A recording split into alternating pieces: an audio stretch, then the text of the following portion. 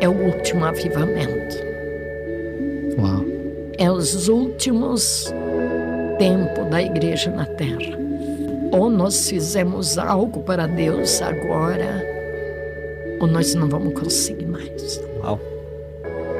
Hoje eu aconselho para os jovens: levantai-vos e andai, porque a hora é chegada.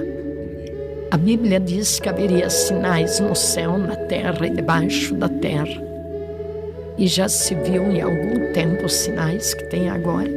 É tempo dos jovens se levantar. É tempo dos jovens se unirem. É tempo de uma força só. Na minha visão missionária, não é um grupo disso, um grupo não. É um grupo só. E com todos num só propósito.